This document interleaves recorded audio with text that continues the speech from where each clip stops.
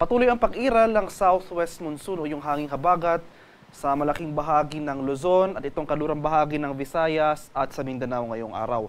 Kaya asahan natin itong maulap na kalangitan at mataas sa tsansa ng mga kalat-kalat na pag-ulan, pagkulog at pagkilat sa western section of Luzon. So sa mga areas ng Ilocos Region, Zambales, Bataan, Occidental Mindoro at Palawan, asahan natin ang mga pag-ulan o yung mga tuloy-tuloy na pag-ulan ngayong araw sa mga nabanggit na lugar. Kaya sa mga areas na ito, maging handa tayo sa mga banta ng pagbaha at pagguho ng lupa kung tuloy-tuloy ang pag-ulan na ating mararanasan.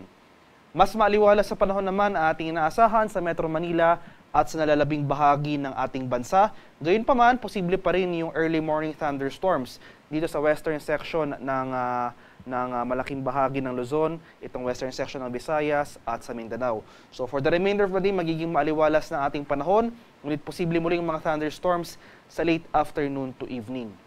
Over the weekend hanggang early next week, asahan natin na magpapatuloy itong mataas sa tsansa ng mga kaulapan at mga kalat-kalat na pag-ulan sa kanlurang bahagi ng Luzon. Samantala, improving weather conditions na ating inaasahan starting sa kalagitnaan ng next week dito sa areas ng Palawan at Occidental Mindoro.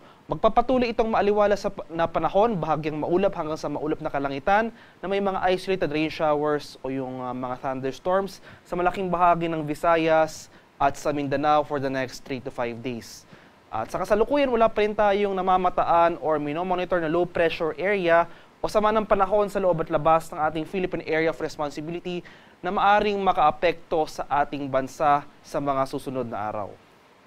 At para naman sa magiging lagay ng ating panahon ngayong araw dito sa Luzon, dahil sa pag-iral ng habagat, asahan pa rin natin ang mataas na tsansa ng pag-ulan ngayong araw sa bahagi ng Ilocos Region, itong areas ng Zambales, Bataan, at Occidental Mindoro. Kaya maghanda pa rin tayo sa mga posibleng pagbaha sa mga lugar na ito.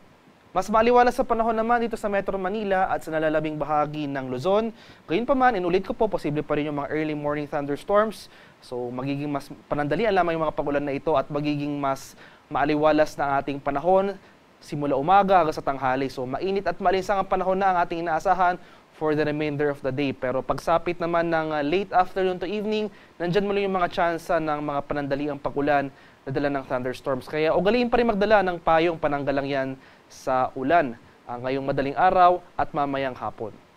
Maximum temperature forecast para sa Lawag ngayong araw, posibleng umabot ng 31 degrees Celsius. 23 degrees naman dito sa bahagi ng Baguio City at 34 degrees Celsius sa bahagi ng Tuguegarao. Maximum temperature forecast para sa Metro Manila ngayong araw, posibleng umabot ng 32 degrees Celsius.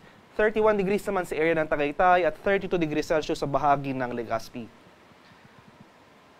Sa areas naman ng Palawan, Visayas at sa Mindanao, dahil rin sa habagat, asahan na rin natin itong mga kalat-kalat na thunderstorm sa bahagi ng Palawan. So, Puerto Princesa at Calayan Islands, asahan natin malaking bahagi ng Palawan ngayong araw makakaranas ng mga pag-ulan na dala ng habagat.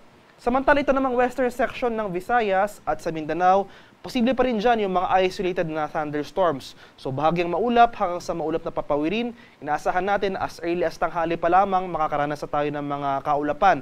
Posible bumagsak yung mga panandaliang pag-ulan na dala ng mga thunderstorm clouds na ito pagsapit ng late afternoon to evening. So sa mga areas ng Western Visayas, itong Negros Islands, Zamboanga Peninsula, Barmat, Soxaro, asahan natin mamayang hapon ang mataas na tsansa ng thunderstorm activity. Mas maliwalas sa panahon naman na ating mararanasan sa rest of Visayas at rest of Mindanao. Gayun pa man, maghanda pa rin tayo sa mga panandaliang pag-ulan o yung mga isolated rain showers. Maximum temperature forecast para sa Kalayaan Islands at Puerto Princesa ngayong araw, posibleng umabot ng 32 degrees Celsius.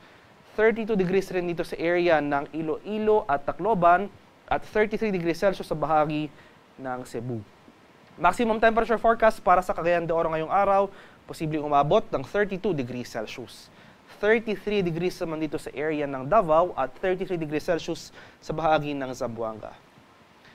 At sa kalagayan ng ating karagatan, sa kasalukuyan, wala pa rin nakataas na gale warning sa anumang baybay na ating kapuluan at banayad hanggang sa katamtamang pag-alon na ating inaasahan sa malaking bahagi ng ating bansa.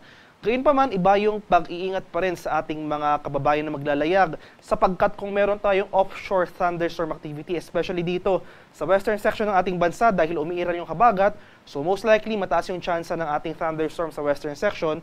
Maghanda pa rin tayo sa mga banta ng mga bahagyang paglakas ng ating mga hangin, kakibat nito ang bahagyang pagtaas rin ng ating mga alon.